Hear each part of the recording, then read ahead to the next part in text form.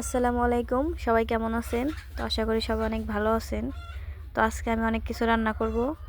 আজকে আমার বাড়িতে আমার দুইটা ভাই আসবে, আমার ছোট ভাই ও বড় ভাই। তো ওদের জন্য কিছু খাবার রান্না করব। তো আপনারা সবাই দেখেন, আশা করি ভিডিওটা সবার অনেক ভালো লাগবে। তো প্রথমে আমি মুগ ডাল ভেজে নেব, মুড়ি ঘন্টর জন্য ভেজে তুলে রেখে দেব।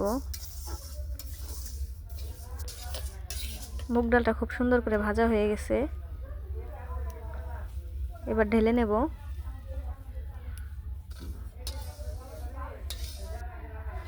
এখন কড়াইয়ে তেল দিয়ে আলু ভাজি করে নেব।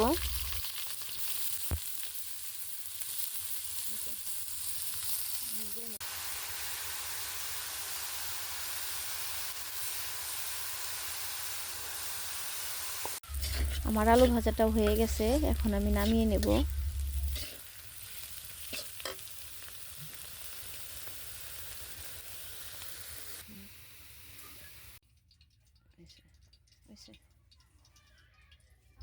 এখন কয়েক পিস বেগুন ভাজি করে নেব।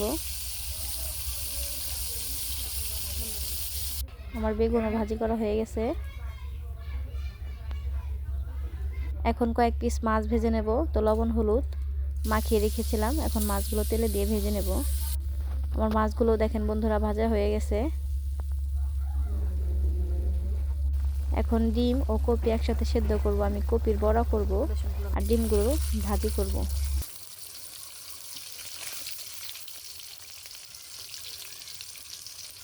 ডিমগুলো ভাজা হয়ে গেছে, এবার রেখে দেব। এখন মুড়িঘণ্ট রান্না করার জন্য প্রথমে মুরগির হাত পা ও খাল বেছে নিয়েছিলাম, এগুলোকে কষিয়ে ডাল সহ মুড়িঘণ্টটা রান্না করে নেব।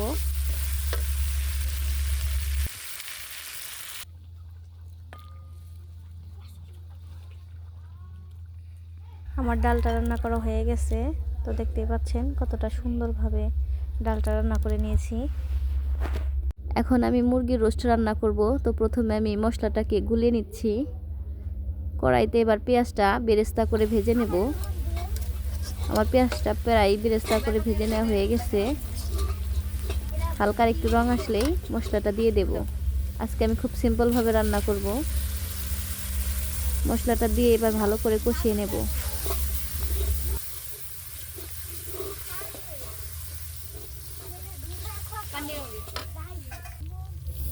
মুরগির রোস্ট রান্না করার জন্য আজকে আমি এখানে রাঁধুনি রোস্টের মশলা নিয়েছি 1 প্যাকেট, কাজু বাদাম বাটা 4টা, কাঠবাদাম বাটা 4টা, সাথে কাঁচা দুধ নিয়েছি 1 কাপ পরিমাণ। সবগুলো উপকরণ একসাথে গুলিয়ে রেখেছিলাম, সেটাই দিয়ে দিয়েছি। তো এবার মশলাটা ভালোভাবে কষানো হয়ে গেছে। এখন মাংসগুলো ছেড়ে দিয়ে ভালোভাবে নেড়ে চেড়ে সুন্দর করে রোস্টটা কষিয়ে রান্না করে নেব। তো আমার রান্না করা দেরি হয়ে যাচ্ছে, এতগুলো রান্না করতে অবশ্যই সময় লাগে। তো ওদিকে আমার মেয়ে ও আমার ভাই গরুর মাংস রান্না করার প্রস্তুতি নিতেছে। বলেছি 2 মামা ভাগ্নে এখন গরুর মাংস রান্না করো, দেখা যাক কিভাবে রান্না করে। তো বন্ধুরা দেখতে দেখতে আমার রোস্টটাও রান্না করা হয়ে গেছে। তো এখন আমার ক্যামেরাম্যান গরুর মাংস রান্না করবে। তো দেখুন কিভাবে রান্না করে। প্রথমে গরুর মাংসগুলো প্রেসার কুকারে দিয়ে দিচ্ছে। এখন দিচ্ছে টক দই, পরিমাণ মতো দারচিনি ও এলাচ, আদা রসুন বাটা পরিমাণ মতো,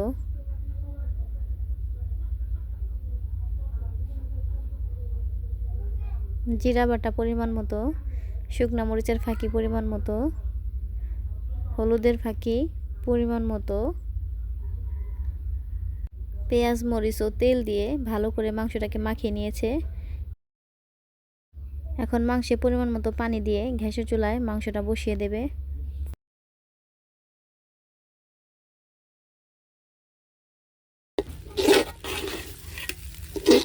আমার সমস্ত রান্না করাই হয়ে গেছে, শুধু এখন পোলাওটা বাকি আছে। তো পোলাওটা আমি রান্না করে নেব।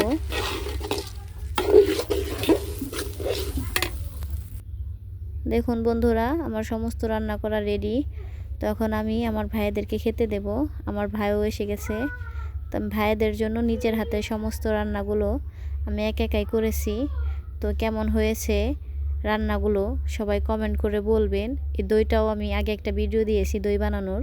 তো আমার ভাইদের জন্য ওই দইটা পাতা। তো আমার ভাই হচ্ছে 2 জন, আমি এক বোন। তো 2 ভাইয়ের এক বোন, তো ভাইয়াদের তো আদর করতেই হয়। তো এখন আমি আমার ভাইয়াদেরকে খেতে দেব।